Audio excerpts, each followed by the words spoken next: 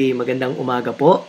Ngayon po pag-aaralan natin paano po gamitin ang inyong loadextreme.ph website. So, first you enter of course this URL, loadextreme.ph. Okay?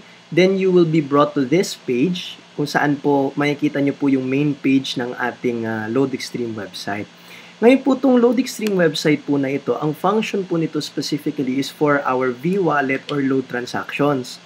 Siyempre po, kung i-view po natin ang mga links na to, let's explore. So, itong products, dito nyo po makikita yung, of course, complete product list or product codes, yung description po ng mga produkto, suggested retail price, at the same time yung discounted price.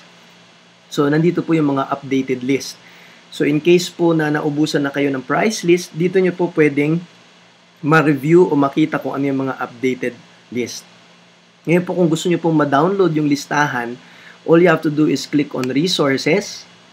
Dito po may makikita kayong mga download link kung saan pwede nyo i-download itong mga hard copies or soft copies po nitong mga listahan po natin. So nandito din po sa resources lahat ng pangangailangan natin mga papeles like of course yung mga DTI, SEC, Pentacapital certification, Sun Cellular, Globe, and Smart. So at the same time, dito nyo din makikita yung iba pang mga downloadable files ng company. Okay? So now, let's explore paano po ba gumagana itong mga to. Okay? Dito po sa online loading, pwede nyo pong i-click to. May lalabas po na pop-up page wherein dito nyo po pwedeng gamitin ng website para makapag-access kayo sa V-Wallet so that you can load your cellphone. So, ibig sabihin mga kaibigan, you don't need to use a mobile phone. Pwede ka din gumamit ng website para sa ganun makapag-load transactions pa din po tayo. Ito po, advisable po itong facility na to lalo na sa mga V-Mobile members natin na OFWs. So, all you have to do is enter your ID number, which is the V-Wallet account number, yung PIN. Okay? Select nyo lang po kung ano yung product sa inventory na gusto nyo pong orderin through your V-Wallet, and then your cell phone number, then click on Send Load. Ngayon po, pwede nyo din pong i-enter yung email ninyo para meron po kayong copy of the confirmation ng inyong transaction. Okay? Now, advice po ito, make sure po na naka-off po ang inyong pop-up blocker sa inyong browser para sa ganun mag-function po ito ng maayos. No, mga kaibigan, you can also transfer V-Wallet. So, halimbawa, meron po kayong pondo sa inyong V-Wallet. Pwede nyo po yun i-transfer sa ibang V-Wallet. So, halimbawa, pwede mo siyang i-transfer sa ka-teammate ninyo na technopreneur din, or pwede mo ding i-transfer sa mga green card holders. So, all you have to do is enter your ID number, your PIN, the amount that you want to transfer. Siyempre po yung destination ng ID kung saan nyo dapat ipadala yung fund, cellphone number ng papadalan, transfer credits, real-time po, papasok na po yung V-Wallet funds doon sa tatransferan nating V-Wallet. Ngayon po mga kaibigan, kung titignan nyo po, meron tayong piso incremental OTA loads. Ano pong ibig sabihin nito? So mga kaibigan, meron po kasi tayong product list or product codes. Kung mapapansin nyo po, minsan may mga product codes kayong gusto, kaso or mga product na gusto nating gamitin yung V-Wallet. Ang problema po, wala po sa product codes, no? So, if you're gonna view this, okay, halimbawa, okay, balik po tayo. Halimbawa, dito po sa ating product list, dito po tayo sa Globe, no? So, kung titignan mo si Globe, halimbawa, gusto mo ng 30 pesos na regular load, kung napansin nyo, 1525x na kaagad. So, wala po yung 30 pesos. So, kung gusto po natin nun, all you have to do is click on the papiso-pisong incremental ng OTA loads. Automatic lalabas po ito. Okay? You enter your ID number, your PIN. Okay? This is available for Globe and TM po. And you enter the amount 30 pesos, the cellphone number ninyo, and then send load. Papasok na po yung yung load na in-order po ninyo na 30 pesos regular load. Ngayon, ladies and gentlemen, pag-usapan natin, paano po ba ma-view yung ating mga account, no? So, para ma-view yung inyong mga account, okay, refer po tayo dito sa upper right-hand side ng inyong page. All you have to do is enter your ID number, okay, enter your PIK, then click submit. Okay? Once na ma-enter mo na ho yan, automatic po dito ma'am or sir, pwede nyo po makita kung ano na po yung inyong main page. Okay? Doon po sa inyong main page, doon nyo po makikita kung ano po yung iba-ibang mga options na pwede nyo pong i-explore. So, halimbawa, ito po yung main page natin. Okay?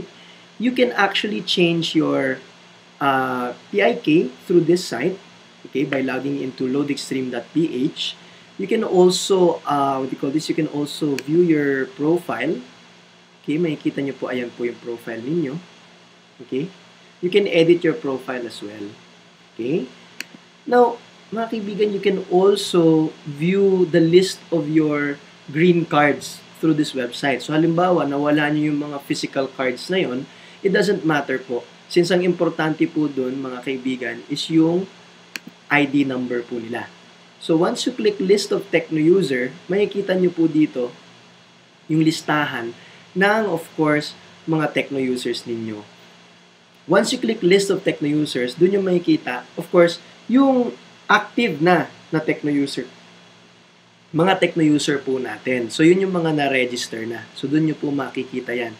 As you can see, ito po yung listahan ng mga Tecno user ko po. At the same time, dito nyo din makikita kung ano po yung mga transactions nila. So, halimbawa, clinic nyo po yung, let's say, ito si Joseph Rego Mababa. If you click sales, makikita nyo po lahat ng transaction niya everyday. So, yan po. So, halimbawa, sa kanya, wala pa po siyang transaction for today. Okay? So, wala pong nakalagay sa list.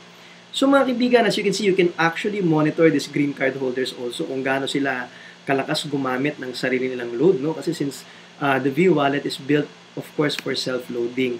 Ngayon po, if you want to see the complete list of your Tecno users, ayan, list tag Tecno user.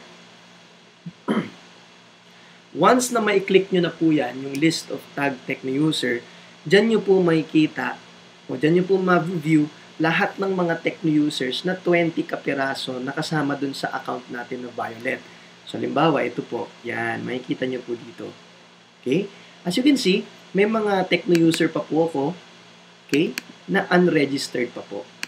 Okay? So, if you want, you'll see the complete list po dito. Okay? So, up to 4 menus po yan. So, in a standard fast track package, makikita nyo po dito, up to 20 lang po siya, no? So, dito nyo na ma-view lahat ng mga Tecno user ID number or V-Wallet account number. Okay? So, now, balik po tayo sa main menu. Makikita nyo din po dito, okay, yung mga history o mga transactions po ninyo. So, list of transfers to Tecno user, kung ano na ba yung na-transfer yung V-Wallet sa kanila. Okay, transaction history, makikita nyo din po. And of course, yung OTA transfer transactions history. Makikita nyo po lahat ng mga transactions po nila. Ngayon po, sa sarili nyong V-Wallet, yung Violet card ninyo, if you want to see kung ano ng laman ng V-Wallet ninyo, just click list of transactions. Okay? Pag clinic nyo po yan, makikita nyo po dito kung ano na yung available balance ninyo, ano yung mga naging transaction ninyo. So as you can see, ako naglo-load ako sa sarili ko. Ayan, no? Okay? Imagine, nag-load ako sa sarili ko ng 30 pesos, 27 lang nakalta sa V-Wallet ko. So, I use the V-Wallet para po magkaroon ako ng, discount sa sarili kong load. Ngayon po, as you can see, may makikita kayo ditong GRO credit. Ano pong ibig sabihin nito? Guaranteed Retail Override. So, ito yung fifth way to earn natin sa ating opportunity na tinatawag nating 1 to 2%. So, yung 1 to 2% na yon, you earn that every time your green card holders use their V-Wallet. Pero itong good news, tuwing ikaw din, ginagamit mo yung sarili mong Violet card. So, meron ka ng 10% discount sa in-order mong load mo. At the same time, meron ka pang 1 to 2% sa sarili mo din. So, may override ka din. So, as you can see, sa akin, I earned 3 centavos based on my transaction na 30 pesos. Okay? So, now, balik po tayo sa ating main menu. Saan mo naman makikita yung override mo sa mga, ano na ba yung mga listahan ng GRO or Guaranteed Retail Override na kinita mo na. So, as you can see, dito mo makikita yon sa page na to. Okay? So, as you can see, credited ang status ng mga GRO. So, ibig sabihin, lahat ng mga load transactions ko, kumikita po ako sa sarili ko ng 1 to 2% din. So, So halimbawa, yung green card holders ko naman po ang nag-10% discount using their V-Wallet, may kita din ako sa kanilang 1 to 2%. Ngayon po, makikita nyo po dito sa status na credited, meron din pong status, okay, meron din po kasing status dyan. Sometimes it will indicate here unprocessed or flushed. Okay, ano pong ibig sabihin ng unprocessed? Sa V-Mobile po kasi ang ating Violet cards, meron pong mga requirement para tayo maka-earn ng incentive na 1 to 2%. Ang kailangan po ng V-Mobile, makita po niya na tayong mga Violet card holder mismo, of course, gumagawa ho ng load transactions as well. So, ang ginawa po niyang requirement is 1,000 pesos worth of transactions in the span of a month or 1 month. So, ibig sabihin mga kaibigan, kailangan pala may transaction makita yung system worth 1,000 sa inyong V-Wallet para sa ganun, ma-eligible tayo sa 1 to 2%. Now, take note guys ito po ibig ko sabihin transaction, hindi po ito maintenance. So, ibig sabihin mga kaibigan, kailangan lang makita ng company na tayo po nagpa-product movement para sa ganun, mabigyan tayo ng incentive na 1 to 2% override. Ngayon mga kaibigan, itong 1,000 na ito, there are two ways para makredit sa iyo to, no? Kung titignan mo, number 1, pwede kang mag-deposit sa mga bangko o sa ating opisina para ho pumasok sa V-Wallet ninyo yung 1,000. Ngayon po, pwede pong accumulated po yun. So, ibig sabihin mga kaibigan, pwedeng 500 and then before the end of the month, 500 ulit. Therefore, you accumulated 1,000. Lahat ng mga unprocessed na 1 to 2% ninyo, automatic makikredit na sa V-Wallet ninyo. Ng mga kaibigan, 1 is deposit through bank or office. Number 2, pwede nyo pong lagyan ng 1,000 inyong V-Wallet at mag-load po kayo. Mag-load transactions po kayo. Pag nag-accumulate kayo ng load transactions of 1,000, therefore, credited na rin po yung 1 to 2%. Paano naman mga kaibigan kung naka-line kayo o hindi mo naman makonsume yung 1,000 sa loob ng isang buwan? What you can do is deposit or office over-the-counter po kayo crediting of V-Wallet. Pagpasok ng 1,000, i-transfer mo sa ibang techno user o technopreneur. Basta nakita lang ng company na ikaw nag-deposit sa banko or nag-over-the-counter sa cashier sa opisina, basta nakita niya nang pumasok yung 1,000 sa V-Wallet mo, automatic may 1 to 2% ka na. The 1,000, it's your option to either consume it or either transfer it. Basta dumaan na po sa V-Wallet nyo, eligible na po kayo sa 1 to 2%. Okay? So mga kaibigan, let's go back to the main menu. Dito naman, pwede mong makita din also, let's say nag-deposit po tayo sa bangko, no? Like right now, ang mga banks natin, BDO, BPI, Metrobank, Union Bank, and UCPB. Ngayon mga kaibigan, kung Union Bank, UCPB, or Metrobank tayo, bills payment na po tayo as you can see on your green brochure sa inyong package. Yun po yung number 2. If you look at your green brochure, makikita nyo dun yung mga instruction kung paano po mag-deposit through, paano po mag-bills payment through these banks na Union Bank, Metrobank, and UCPB. Pag bills payment po, hindi na po natin kailangan ng confirmation sa inyong bills payment. Pero pag BDO or BPI po tayo, once na nag-deposit po kayo over the counter, kailangan nyo pa pong mag-text sa ating system para ma-confirm nila na kayo talaga ang nag-deposit. So, sa website, pwede mo din gawin yon. Like this one, request load. Pag clinic nyo po ito, dito nyo po makikita, ayan. So, pwede na kayong mag-enter ng PIK ninyo. Okay? Confirm nyo po yung PIK ninyo, yung amount na dineposit nyo, yung branch code or reference number. Okay?